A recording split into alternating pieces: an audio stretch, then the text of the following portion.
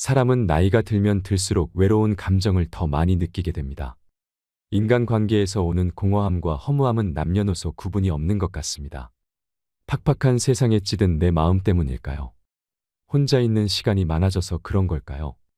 내 마음을 오롯이 내보여줄 사람이 없습니다. 부모님이 돌아가시게 되면 세상에 완전한 내 편은 없는 것만 같아 고독감을 느끼기도 합니다. 친구들에게 연락해서 만나자고 하는 것도 자연스럽지 않은 순간이 오게 됩니다. 하지만 그렇다고 아무나 만나서는 안 됩니다. 모기는 피를 빨 때 잡히고 물고기는 미끼를 물 때 잡힌다고 하는데요. 인생도 이와 같습니다. 내가 어떤 사람을 가까이 하느냐에 따라 나의 인생도 그와 같은 인생에 저당 잡힐 수 있습니다. 오래 걸으려면 좋은 신발이 필요하듯 오래 살려면 좋은 인연이 필요한 것도 세상 사는 이치입니다. 포장지가 아무리 화려해도 결국엔 버려지듯이 나의 중심 없이 남의 들러리로 사는 삶은 결국엔 후회만 남습니다. 몸의 근육은 운동으로 키우고 마음의 근육은 관심으로 키운다고 합니다. 체온이 떨어지면 몸이 병들듯 냉소적인 사람을 가까이 하면 내 마음이 병들기 마련입니다. 놓아야 하는 인연의 욕심을 부리고 끊어내지 못하면 나에게 독이 될 수 있습니다. 지구와 태양의 거리가 달라지면 둘은 공존할 수 없습니다. 사람의 관계도 이와 같습니다. 최적의 거리를 유지할 때 공존할 수 있지요. 바둑의 정석을 실전에서 그대로 두는 고수는 없습니다. 정석대로 두면 어느 한쪽이 불리해지기 때문입니다. 이처럼 인생의 정석도 불리하지 않기 위해 배우는 것입니다. 죽어가는 사람은 살려도 이미 죽은 사람은 살릴 수 없지요. 끝나지 않은 인연이라면 살리되 끝난 인연이라면 미련을 갖지 않는 것이 좋습니다. 밥을 이기는 충견도 드물고 돈을 이기는 충신도 드문 세상입니다. 향기가 없던 몸에 향수를 뿌려주면 향기를 풍기듯 메마른 마음에 온정을 뿌려주면 사람 냄새를 풍기기 마련입니다. 그렇기 때문에 저는 신의 한 수 같은 인생은 없다고 생각합니다. 우리네 삶은 로또 복권이 아니기 때문입니다. 그렇다면 한 번밖에 없는 인생, 어떻게 누구와 살다 가는 것이 좋을까요? 결론적으로 말하면 정답은 없습니다. 그러나 과오를 줄이는 것이 가장 인생을 잘 사는 비결일 수 있습니다. 누군가 나에게 비난을 하든 어떤 상황이 오든 내 마음만 바로 선다면 어떤 곳에서든 어떤 환경에서든 행복할 수 있습니다. 결국 과오를 줄이면 남에게 인정받고 존경받을 수 있어 가치 있는 삶을 영위할 수 있습니다. 오늘은 우리 인간이 습관적으로 저지르는 8가지 과오에 대한 이야기를 해볼까 합니다. 장자는 이 8가지 과오를 저지르는 사람을 절대 가까이 하지 말아라고 하는데요. 나이가 들어도 배움은 끝이 없습니다. 삶의 지혜를 찾는 시간이 되길 바랍니다. 가까이 하면 안 되는 사람 중 첫째는 주착하는 자입니다. 자신이 할 일이 아닌데도 불구하고 오지랖 넓게 남의 일에 끼어들고 덤비며 관여하는 것을 주착이라고 합니다. 사전적인 의미로 주착은 잘못인 줄 알면서 저지른 과실입니다. 그러나 잘못 혼용되고 있는 주책은 일정한 주견이나 줏대가 없이 되는 대로 이랬다 저랬다 하는 짓을 일컫는 전혀 다른 말입니다. 공연히 남의 제사상에 끼어들어 배놔라 감놔라 하는 것입니다. 주착은 상대방이 청하지도 않았는데 의견을 말하는 것이니 가장 미움을 받기 쉬운 짓으로 개인의 이익을 얻기 위한 이기주의의 결과이고 꼼수이지요. 주착하는 사람들과 가까이 하지 마세요. 나의 생각을 흐리고 마음의 중심을 흔들 수 있기 때문입니다. 내가 세운 뜻이 있다면 어떤 방해 공작에도 의지를 굳건히 세워야 합니다. 바람 속의 갈대처럼 쉽게 몸을 뉘어서는 안 되는 것입니다. 둘째는 망령을 저지르는 자입니다. 망령은 늙거나 정신이 흐려져서 말이나 행동이 정상을 벗어나 있는 상태를 말합니다. 하지만 말하는 상대가 요청하지도 않았는데 끼어들고 먼저 나서서 의견을 내는 것도 망령입니다. 상대방의 의견을 먼저 듣고 숙지해야 함에도 불구하고 타인의 의견보다 자신의 주장이 옳다고 강변하는 망령은 바로 섣부른 이기심에서 나온 허세입니다. 특히 상대의 약점을 파고들어 수치스러움을 끄집어내는 사람은 피해야 합니다. 이런 이들은 자신의 우월함을 얻기 위해 상대를 깎아내리고 양심의 가책 하나 없이 남의 상처를 뒤집습니다. 지나간 과거나 과오를 드러내어 끊임없이 상처를 덧나게 하는 부류들은 상대를 폄하하는 것에 급급하여 본인의 악행을 보지 못합니다. 이런 사람이 망령을 저지르는 자입니다. 누군가와 대화할 때 상대의 의견을 경청하고 공감한다는 것은 인간의 도리이고 예의입니다. 상대의 말을 듣는 와중에도 본인이 할 얘기들만 생각하고 자신의 의견을 관철시키는 것에만 급급하는 자는 내 인생에 가까이 하지 않는 것이 좋습니다. 훗날의 일을 그르치기 쉽기 때문입니다. 대화가 끝나고 속이 더 답답하고 기분을 언짢게 만드는 사람과의 관계는 도움이 되지 않습니다. 셋째는 아첨을 떠는 자입니다.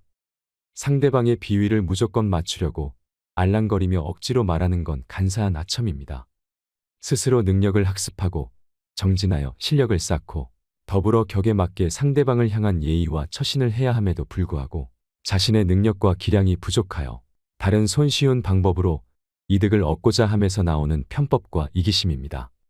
마음에도 없는 과장된 행동으로 당신을 치켜 세우며 말하는 이가 있다면 경계하세요. 아첨과 칭찬은 다릅니다. 칭찬은 어떤 대가를 바라지 않고 오롯이 당신의 성과에 대해 감탄하는 것입니다. 하지만 아첨은 당신의 감정을 이용하여 본인의 이익을 쟁취하려는 속셈이 숨어 있습니다. 입에 바른 말로 기분을 좋게 해주어 상대방을 자신이 원하는 방향으로 움직이게 하고 이용하려 하는 것입니다. 이렇게 아첨하는 부류들은 다른 사람에게 기생하며 살아갑니다. 기생하던 사람이 멀어지면 또다시 붙어서 기생할 사람을 찾습니다. 본인의 소양을 키울 실력이 부족하여 다른 사람으로부터 떨어지는 콩고물을 주워 먹으려고 합니다. 아첨하는 이들의 먹잇감이 되지 마세요. 편법을 통해 손쉽게 세상을 살아가려고 하는 사람은 이기심으로 가득 찬 사람입니다. 능수능란하게 아첨하는 자를 곁에 두면 눈치채지 못하고 상대방의 뜻에 따라 움직이는 자신을 발견하게 될 것입니다. 다른 사람에게 휘둘리지 않을 정도로 스스로를 객관적으로 판단하는 연습을 하세요. 자신을 과신하는 것을 경계하고 항상 겸손해야 합니다. 누군가 나에게 듣기 좋은 말만 하고 있지 않은지 항상 주위를 살펴보고 동요하지 않아야 합니다. 현명한 군자는 아무나 옆에 두지 않는다고 하는데요. 보고 배울 점이 있는 사람을 곁에 두고 서로 존경할 수 있는 관계를 맺는 것이 좋습니다. 넷째는 푼수 떠는 자입니다. 옳고 그름의 시시비비를 가려 따져보지도 않고 함부로 말하는 건 푼수입니다. 주어진 일에 수행할 능력이 있고 지식을 갖고 있다고 하더라도 상대방의 의견을 경청해 듣지 않고 섣부르게 자기 방식대로만 말하고 행동하는 건 고집불통과 만사불통의 지름길입니다. 배움이 부족하고 어리석은 사람은 무엇이 옳고 그른지 구별하지 못합니다. 그래서 이해하는 일이나 배려해야 하는 일에 서툴고 실수가 잦습니다. 푼수 떠는 사람이 되지 말고 푼수 떠는 일을 곁에 두지 마세요. 남의 말에 귀 기울일 줄 모르는 사람은 큰 사람이 될 수 없습니다. 본인의 주장만을 앞세우는 사람은 시대에 뒤처질 가능성이 높습니다. 또한 주위에 항상 적을 두고 살게 되지요. 이들의 곁에는 똑같은 부류의 사람들이 자연스럽게 모여들게 되고 옳고 그름도 모르는 헛된 말들 속에서 살아가기 쉽습니다. 자기 방식만을 고집하며 섣부르게 일을 대처하면 항상 일을 그르치게 됩니다. 푼수 떠는 고집불통인 사람을 멀리하세요. 이들과 가까이 하면 세상에 해악이 됩니다. 다섯째는 참소를 저지르는 자입니다. 상대방의 단점과 흠결에 대해 함부로 말하기를 좋아하고 즐기는 건 참소함입니다. 자신의 장점을 더 부각시키기 위해 상대방의 부족함과 흠결만을 더욱 과장하여 쉽게 말한다면 그건 자신도 모르게 습관이 되어 고질병으로 악화되고 자신을 침몰시키는 부메랑이 됩니다. 생각하지 않고 함부로 말하는 사람은 다른 이들의 귀감이 되지 못합니다. 해악이 되는 말로 상대를 깎아내리며 위안을 얻으려 하지만 그것은 결국 본인의 마음을 갉아먹습니다. 참소를 즐기는 사람은 제각각의 사람들에게서 단점만을 찾습니다. 나중에는 장점을 보지 못하는 사람이 됩니다. 이것은 사람의 장점뿐만 아니라 사물도 마찬가지입니다. 세상을 보는 눈이 좁아지고 다른 사람으로부터 깊은 신뢰나 믿음을 얻기 어렵습니다. 뒤에서 뒷담화를 하거나 앞에서 험담을 할 때에도 그것을 듣는 사람이 동의하고 맞장구를 쳐준다고 할지라도 그것이 당신을 평가하는 잣대가 된다는 점을 잊지 마세요. 남을 낮춘다고 해서 내가 높아지는 것이 아닙니다. 참소를 하는 이들은 본인이 남을 깎아내리는 것을 즐기는 반면 정작 누군가가 자신에게 조언을 하면 쉽게 분노하고 화를 냅니다. 그들에게 조언을 하거나 조언을 구하는 것은 소귀의 경을 읽는 것과 같습니다. 이런 사람들은 누구와 있어도 편을 가릅니다. 본인의 의도하에 관계가 정립되기를 강요합니다. 좋은 사람과 적이 되고 싶지 않다면 참소를 저지르는 자를 멀리하세요. 그들의 어두운 기운과 습관이 나에게 물들기 쉽습니다. 여섯째는 이간질하는 자입니다. 상대방의 좋은 관계를 갈라놓는 건 이간질입니다. 누구에게든 진실하고 친절하게 대해야 바르거늘 스스로의 말과 행동에도 믿음과 책임감을 느끼지 못하기에 주변인의 마음을 교란시켜 판세를 자신에게 유리하게 갈라놓으려는 치졸한 처세술의 한 방법이 이간질입니다. 치졸한 사람은 상황에 따라 태도와 말을 바꿉니다. 자신의 행동에 신뢰도 없고 책임지는 자세도 부족하지요. 또한 주관이 없기 때문에 흔들리기 쉽고 중심이 없기 때문에 가벼운 사람입니다. 사람을 헐뜯는 것이 일상인 사람과는 좋은 관계를 유지할 수 없습니다. 주변 사람이 자신의 의도대로 교란되지 않으면 상황을 부정하고 눈과 귀를 막습니다. 거짓말로 약점을 숨기고 과장해서 자신을 포장합니다. 가장 경계해야 하는 것이 이간질하는 이들의 입입니다. 그들의 입에서 나오는 어떤 말도 신뢰할 수 없습니다. 이런 사람과는 눈도 마주치지 말고 말도 섞지 말아야 합니다. 이간질을 하는 사람들은 그 내면이 열등감으로 가득 차 있습니다. 이들은 소인배의 기질을 가지고 있기에 어떤 비열한 짓도 악랄한 행동도 할 수 있습니다. 이들을 가까이 하여 해를 입지 마세요. 일곱째는 간특한 자입니다. 나쁜 짓을 꾸짖지 않고 칭찬해서 상대를 타락시키는 건 간특함입니다. 나쁜 짓을 한 상대방을 깨우치지 않고 위선적인 배려와 헛된 당위성으로 포장해 더 나쁜 길로 타락시키는 짓은 자신의 무덕함을 더 키우는 행위입니다. 상대방의 잘못이나 실수를 보고도 모르는 채 하는 것은 비겁한 행동입니다. 더 나아가 그것을 즐기며 부추기는 사람은 겉과 속이 다른 사람이므로 간사하고 위선적이라고 할 수 있습니다. 교활하고 악독한 사람과 가까이 하면 자신도 그렇게 물들기 쉽습니다. 간특한 자와 함께 있으면 무엇이 진실이고 거짓인지 알기가 어렵습니다. 이런 사람과는 조금이라도 같이 시간을 보내지 않는 것이 좋습니다. 여덟 번째는 음흉한 자입니다. 옳고 그름의 시시비비를 가려 따져보지도 않고 상대방의 비위를 맞춰 상대방의 속셈을 알아내는 건 음흉함입니다. 상대방의 마음을 얻으려면 먼저 거짓 없이 자신의 속셈을 가감없이 보여주면서 소통함이 바른데 거짓으로 상대방의 비위를 맞추는 건 음흉함의 실체입니다. 음흉한 자와는 신뢰를 쌓거나 올바르게 소통할 수 없습니다. 언제든지 나의 뒤통수를 칠 수 있는 사람입니다. 사람을 이용하려고만 하는 사람은 어떤 것에도 믿음이 없습니다. 엉뚱한 생각으로 악랄한 마음을 품고 선택의 순간이 왔을 때 비겁하게 행동합니다. 이는 인간관계를 맺음에 있어서 최악의 사람이라고 할 수 있습니다. 음흉한 자와 엮이지 않도록 항상 내 자신을 바로 세워야 합니다. 이 8가지 특징을 가진 사람을 멀리하세요. 그러나 이것은 자기 자신일 수도 있습니다. 그러니 스스로 항시 되돌아보고 경계하셔야 합니다. 앞서 말한 8가지 잘못을 행하는 사람은 밖으로는 남을 괴롭히고 안으로는 자기 자신을 해친다고 합니다. 때문에 군자는 이런 사람을 친구로 사귀지 않고 성군은 이런 사람을 신하로 삼지 않는다고 하지요. 주위에 8가지 유형을 가진 사람들이 있나요? 만약 있다면 조금은 경계하고 멀리하는 것도 인생의 지혜가 될 수 있겠습니다. 주위에 어떤 사람을 곁에 두느냐에 따라 나의 인생이 달라질 수 있습니다. 진심이 통하고 배울 점이 많은 사람이 내 옆에 있다면 그것은 무엇과도 바꿀 수 없는 소중한 행복일 것입니다. 소중한 사람과 더 많이 사랑하며 행복한 시간 보내시길 바랍니다. 이상으로 책틀맨이었습니다. 지혜를 쌓는 당신의 오늘이 아름답습니다. 더 좋은 영상으로 찾아뵙겠습니다. 세이노의 가르침이라는 책을 아시나요? 현재 국내에서 판매되는 책 중에 부동의 1위를 차지하고 있는 베스트셀러인데요. 한국에서 무일푼으로 시작해 부채 없이 천억대 자산가가 된 세이노 씨의 생생한 부자 지침서입니다. 부자가 되고 싶은 사람들이 이 책에 그토록 열망하는 이유는 무엇일까요? 세이노의 뜻은 현재까지 믿고 있는 것들에 대해 노라고 외치며 제대로 살아가라는 의미라고 합니다. 즉, 고정관념에서 벗어나라는 메시지가 담겨 있습니다. 가난과 부의 실체에 대해 생각해보는 시간이 되시길 바랍니다. 세이노가 목숨 걸고 지켰던 3가지 원칙. 첫째, 편협한 사람이 되지 마라. 노력이란 당신이 좋아하는 것을 더 많이 하는 것이 아니라 당신이 하기 싫은 것을 더 많이 하는 것을 의미한다. 그렇다. 노력이란 싫어하는 것을 더 열심히 하는 것이다. 좋아하는 것을 더 열심히 하는 것은 노력이 아니라 취미생활일 뿐이다. 기회는 모두에게 제공되지만 그 보상은 노력 여하에 따라 차등적으로 이루어짐을 명심하라. 책을 읽으면 똑똑해진다고 생각하겠지만 편향된 책만 읽는다면 그냥 더 편협한 사람이 될 뿐이다. 하기 싫은 일을 하지 않아도 마찬가지이다. 처음부터 거창할 필요는 없다. 일단 시작하라. 둘째, 지금 모습으로 미래를 단정짓지 마라. 지금 상황이 이러하므로 5년 후, 10년 후에도 이러할 것이기에 희망이 없다고 단정 짓는 것은 옳지 않다.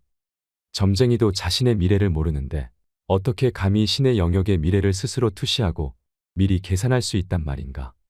부자가 되려면 미래방정식에 지금 처지를 대입하면 절대 안 된다. 내 월급으로는 평생 서울에 집 한 채 못 사겠네. 이렇게 단정 짓지 마라. 부자가 되려면 현재로 미래를 단정 짓는 게 아니라 원하는 미래로 나를 맞춰나가야 하는 것이다.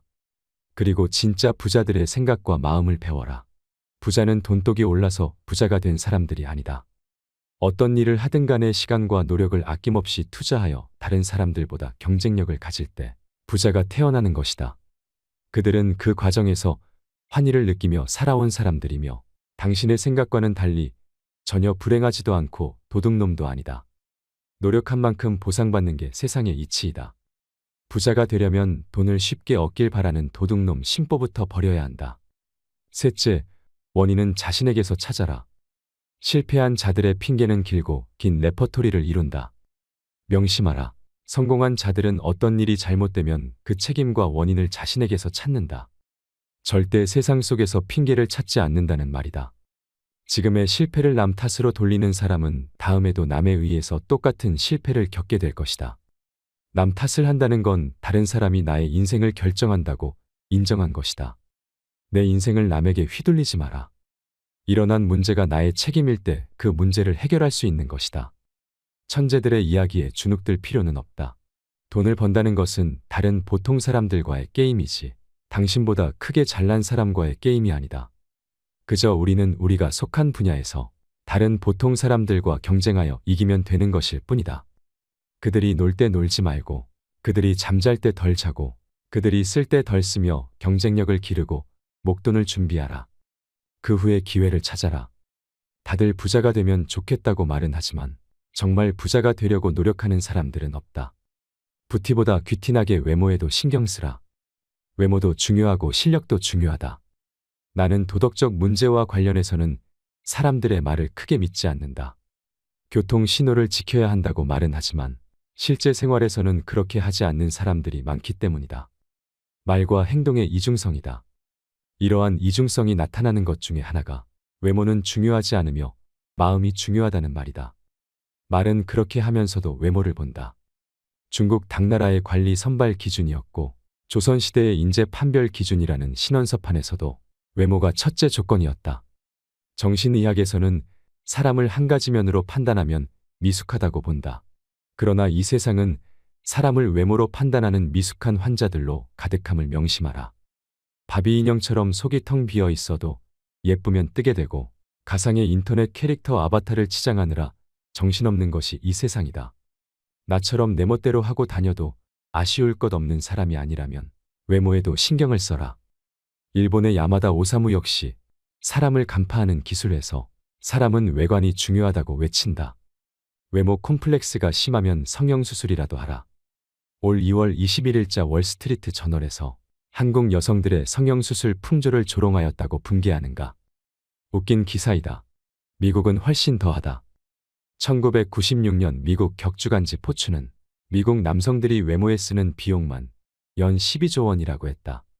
미국 피츠버그 대학 조사에 의하면 키가 188cm 이상인 남자들은 183cm 미만인 남자들보다 12.4% 더 많이 번다. 키 높이 구두를 신어라. 94년 아메리칸 이코노믹 리뷰에 실린 연구 조사에 따르면 능력이 같아도 잘생긴 사람은 못생긴 사람보다 임금을 10% 더 받는다. 똑같은 죄인일지라도 미녀는 무죄를 받을 확률이 더 높다는 미국 자료도 있다. 정신병동 같은 이 세상에서 살고 있는 한 변신하라. 의사전달 효과 역시 55%는 몸짓, 표정과 시선에 의존하며 38%는 목소리 톤에 그리고 7%만이 발표 내용에 의존한다고 한다. 머리 손질과 의상, 말투로도 당신은 변할 수 있다. 이때 부티를 내지 말고 귀티가 나도록 하라. 졸부처럼 돈과 상표만 걸치지 말고 귀족적 세련됨을 갖추라. 그것은 온몸에서 퍼져나온다. 전화 음성이나 운전 습관, 의상 코디에서도 귀티가 나오게 하라. 그것이 진짜 매력이다. 외모가 주는 이점은 남들보다 앞선 출발선에 설 수 있다는 것이다. 물론 당신을 질주하게 하는 것은 궁극적으로 실력이다. 외모만 믿고 능력 개발을 등한시하면 생명이 결코 길지 않다.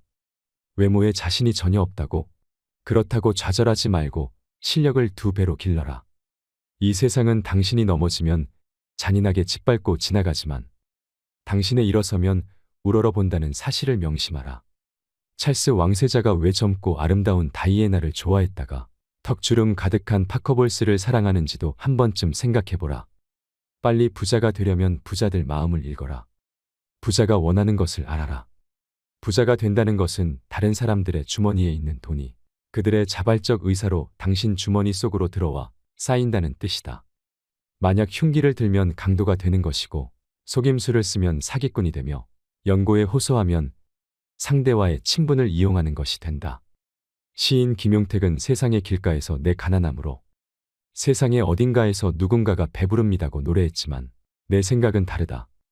내가 부자가 된다고 해서 가난한 사람들이 늘어나지는 않는다.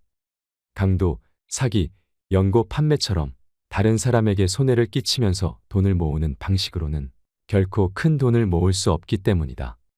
사람들이 기쁜 마음으로 당신에게 지불하도록 만들어야만 부자가 된다. 어떤 나라에서든 20%도 안 되는 부자들이 80%의 돈을 소유하고 있다. 빨리 부자가 되려면 부자들과 주머니를 공유하는 방법이 좋다. 부자들이 흔쾌하게 당신에게 지불하고 싶어 한다면 당신은 훨씬 쉽게 부자가 될 수 있지 않을까. 어떤 사람들은 가난하고 무지한 사람들을 노린다. 가난한 자들에게 이상한 건강식품을 고가로 팔거나 사기성 투자를 유도하여 돈을 벌려는 사람들이여. 벼룩의 간을 빼먹는 짓은 하지 말라. 그래 보았자 벼룩의 간을 먹은 벼룩밖에 안 된다. 어쩌다 사업이 잘 된다 해도 악질 사장 물러나라는 직원들의 비난을 피하기 힘들다.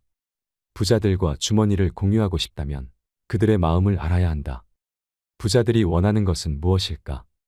가난한 동네에서는 땅 모양이나 전망, 일 조건이 문제가 되지 않는다. 먹고 살기 바쁜데 가격이 싸고 방을 많이 만들 수 있다면 최고다. 부자 동네에서는 얼마나 집의 모양이 잘 나오고 이웃에는 누가 살고 있으며 햇볕이 잘 들고 전망이 좋은지 등이 중요시된다. 같은 크기의 대형 아파트라고 할지라도 작은 평형이 섞여 있으면 가격이 낮게 형성된다. 그저 강이 보인다는 이유 하나만으로도 몇억 원을 더 지불하는 사람들이 부자들이다. 이처럼 실용성이 아닌 다른 요소들이 가격을 결정한다. 한때 일본 자동차들은 고급차로서의 이미지가 없었다. 약 15년 전 토요타 자동차의 회장은 젊은 엔지니어 10명을 뽑아서 특명을 내린다. 앞으로 1년간 미국에 가서 놀아라. 회사에서 준비한 호텔은 보통의 일본인들은 꿈도 꾸지 못할 최고급이었고 음식이나 자동차도 최고급이었다. 그들이 1년을 호합한 생활을 하며 놀고 오자 회장이 말했다. 이제 백만장자가 어떻게 사는지 알았는가?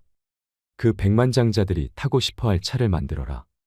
이렇게 해서 등장한 렉서스는 미국의 고급차 시장에서 데이트를 친다. 부자들이 원하는 것을 알아라.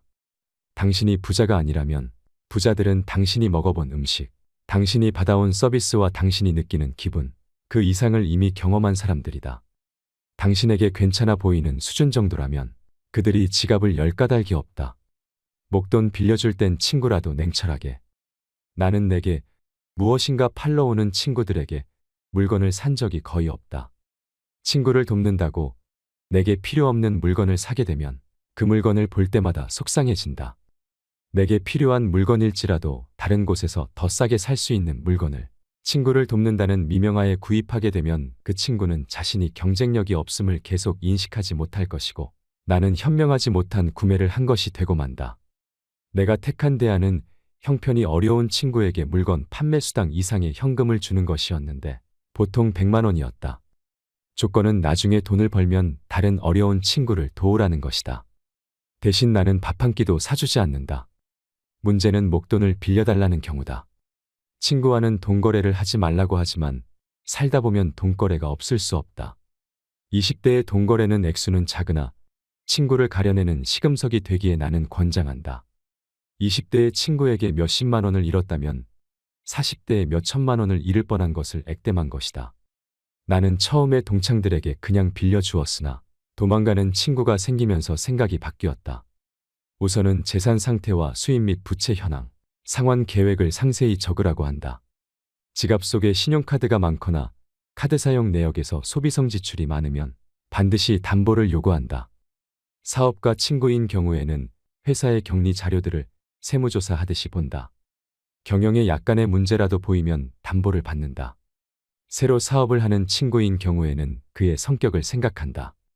사채 놀이는 안 하지만 은행이자 수준은 요구하며 그 이자로 같이 한잔하기도 한다. 그 어떤 친구가 부탁을 해도 보증은 함부로 서지 말고 아무리 이자가 많아도 가진 재산의 상당액을 어느 한 친구에게 몰아서 빌려주지는 말라. 그 친구 때문에 당신 가족이 눈물을 흘리게 될 수도 있다. 전문직에 종사하는 친구들이 목돈을 빌려달라는 경우는 조심하라. 그들이 갑자기 떼돈을 벌어 목돈을 갚을 수 있게 될 확률은 낮다. 부득불 큰돈을 빌려줄 경우에는 부동산 담보를 받아라. 그 담보물에 선순위 관리자들이 많다면 당신 돈은 사라질 확률이 크다. 약속어음 공증을 받으면 좋지만 친구에게 재산이 없으면 월급을 차압할 정도인데 다른 친구들이 친구에게 너무한다고 당신을 욕할지도 모른다. 친구가 급히 큰돈을 빌려달라고 할 때는 그가 설명하는 말을 절대로 액면 그대로는 믿지 말라. 그가 거짓말을 하는 것이 아니라 그의 상황이 거짓말을 낳는다. 친구를 믿는 것은 좋지만 친구가 처한 상황은 믿지 말라. 그 친구도 미래 상황은 모른다. 고의적인 경우도 있겠지만 많은 경우에서는 친구가 속이는 것이 아니라 그의 미래 상황이 당신 돈을 못 갚게 만들며 우정도 버리게 함을 명심하라. 친구로부터 빌린 돈을 못 갚았다고 절대 자취를 감추지 말라. 연락이 두절되면 곧 소문이 퍼지게 되고 당신이 빚지지 않은 친구들마저 등을 돌린다. 당신에게는 업계에 친구가 많다고 적이 없다고 그것을 자랑하지 말라. 그것은 곧 모든 사람들이 당신을 대단치 않게 여긴다는 뜻일 수도 있고 경쟁 대상도 안 되는 만만한 사람이라는 뜻일 수도 있다. 내가 어느 직원을 사람 하나는 좋다고 말한다면 그가 일은 지독히 못한다는 뜻이다. 76세 고령의 경영자 호리바 마사오 역시 일 잘하는 사람, 일 못하는 사람에서 적이 없는 사람을 무능의 대명사로 부른다. 예수에게도 적이 무수히 많았다. 승자에게는 적이 많고 패자에게는 친구가 많은 법이다. 어느 나라에서 정치나 경제가 제대로 굴러가지 못한다면 그 이유는 정치인들이 적을 만들지 않으려고 하고 인기와 영합하여 욕을 먹으려 들지 않기 때문이다. 말이 통하지 않을 땐 침묵하라. 말이 통하지 않는 사람이 있음을 인정하라. 살다 보면 여러 가지 갈등으로 인해 마주치기조차 싫은 사람들이 주변에 생기게 마련이다. 이런 경우 서로가 마음을 열고 대화를 해야 한다고 말하지만 아무리 얘기를 나눠도 매듭이 풀리지 않거나 대화 자체가 이루어질 수 없는 경우가 발생한다. 왜 이런 상황이 발생하는 것일까? 인간관계에서 갈등이 생겼을 때 사람들의 반응을 나는 네 가지 유형으로 구분한다. 첫째는 갈등이란 있을 수 없다고 생각하는 형이다. 문제 자체를 없었던 것으로 하자고 하면서 좋은 게 좋은 거 아니냐는 식으로 덮어버리려고 한다. 대부분의 문제를 사소하다고 여기고 보다 더 큰 명분, 이를테면 화합, 사랑, 애국 같은 명제 밑에 모이라고 한다. 싸운 학생들을 억지로 악수하게 하는 선생도 이 경우에 속한다. 부모는 자식들 간의 갈등을 주로 이런 식으로 해결하려고 한다. 표면적으로는 갈등을 제거한 듯 보이지만 안에서는 계속 골마간다. 둘째는 문제의 본질과는 상관없는 권위나 지위에 의존하는 형이다. 문제를 일으킨 사람이 윗사람일 경우 주로 나이가 몇 살이냐, 어떻게 대들 수 있느냐는 식으로 말한다. 아랫사람이 잘못을 저질러 윗사람에게 야단을 맞았을 때 어떻게 그렇게 비인간적으로 야단칠 수 있느냐는 식으로 윗사람을 오히려 비난하는 경우 역시 이 부류에 속한다. 여자와 싸우다가 여자가 왜 그래라며 윽박지르는 남자들도 이 부류이다. 셋째는 다른 사람들에게 호소하는 형이다. 이런 사람들은 평상시에는 당사자에게 태연하게 행동하면서도 다른 사람들에게 자기 하소연을 늘어놓는데 오해와 과장, 축소나 은폐, 모함이 따른다. 그러나 나중에 무슨 말을 했었는지도 제대로 기억을 못하거나 딱 잡아댄다.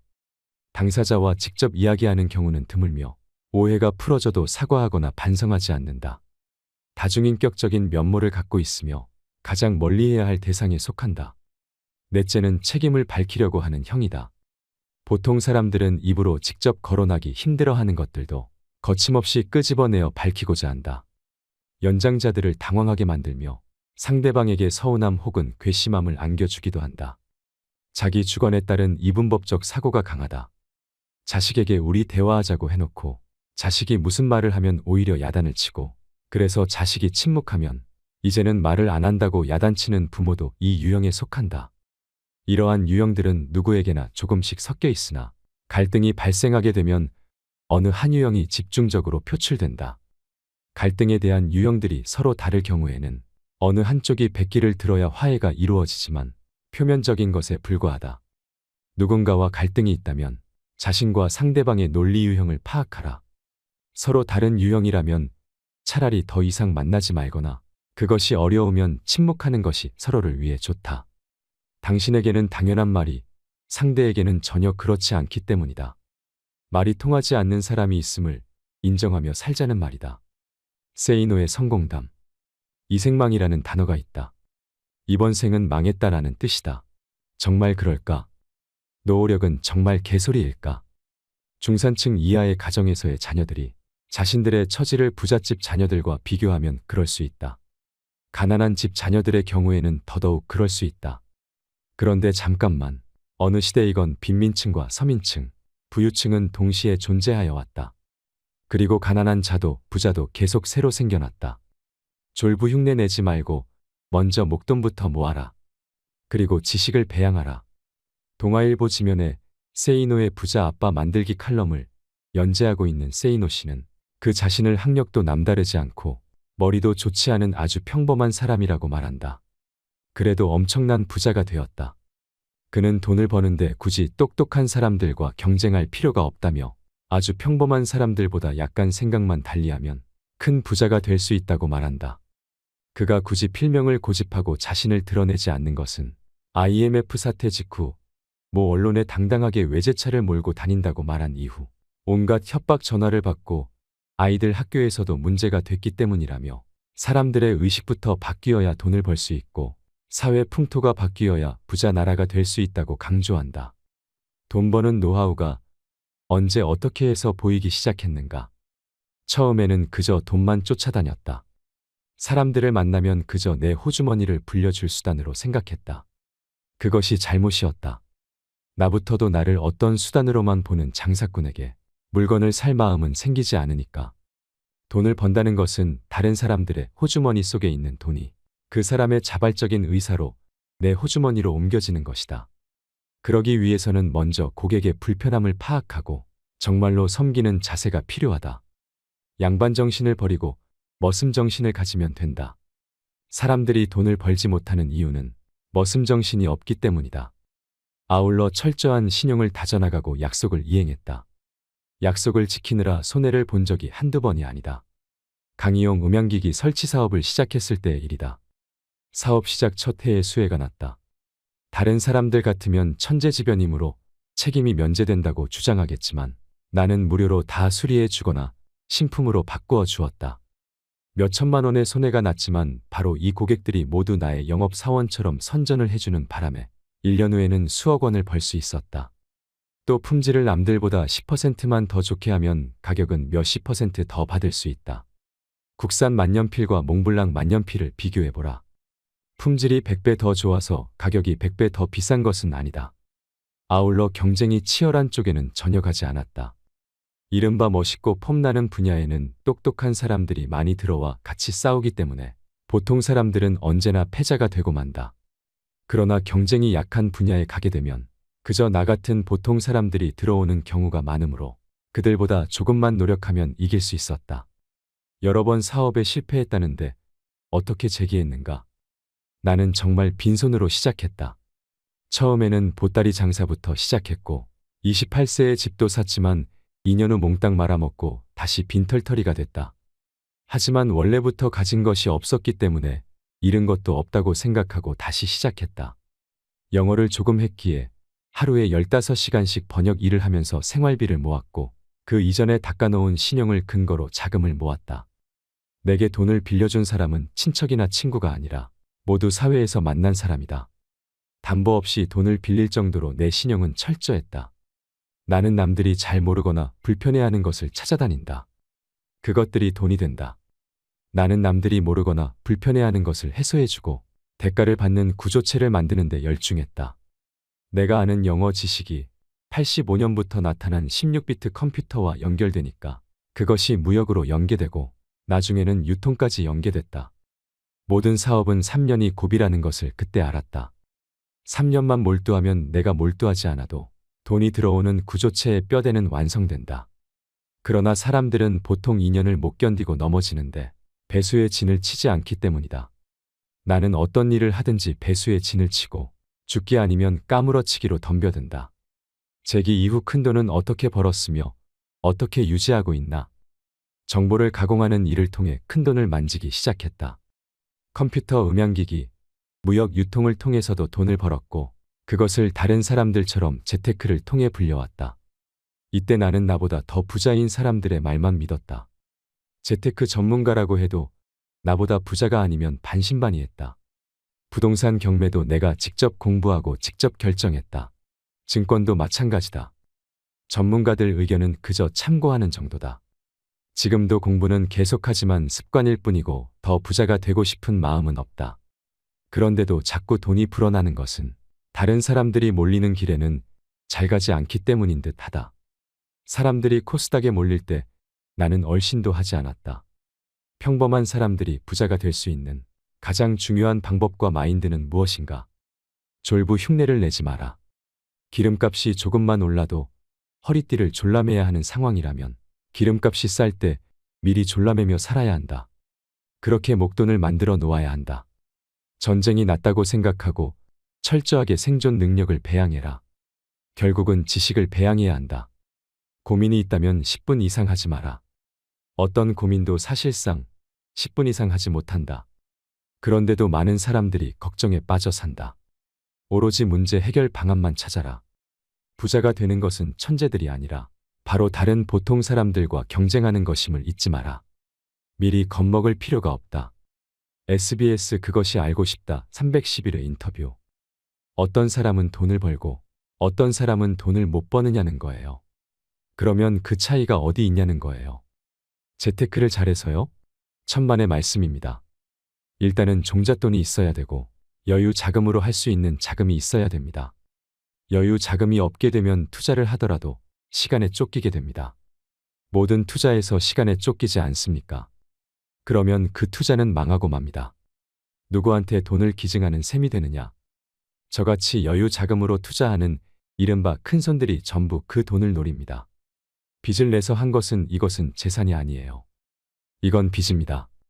세이노는 피보다 진하게 살아라는 철학을 우리에게 전합니다. 자본주의 사회에서 돈 없이 살아갈 수 있는 사람은 없습니다. 이 사회에서 돈은 마치 피와 같기 때문이죠. 피가 우리 몸 전체를 순환하며 생명을 유지시키듯 돈은 돌고 돌아야 합니다. 그래서 저자는 피가 부족한 이를 위해 피를 나누듯 이 책을 썼다고 합니다. 이 책을 읽는 이들이 삶을 살아가는 데 필요한 지혜를 수혈받길 바라는 마음이겠지요. 세이노 사전에서 노력이란 힘들고 어려운 일일수록 치열하게 열심히 해내는 것이라 합니다. 하지만 세이노는 말합니다. 직접 겪은 자만이 알 수 있는 단 한 가지의 결말은 돈보다 소중한 것이 너무도 많다는 사실을 깨닫는 것이라고 말이죠. 그것은 어디에 누구든 어떤 이유로든 살아가면서 소중한 걸 포기하지 않는 세상이 되길 바라는 마음이 더 크기 때문일 것입니다. 이상으로 책틀맨이었습니다. 지혜를 쌓는 당신의 오늘이 아름답습니다. 더 좋은 영상으로 찾아뵙겠습니다.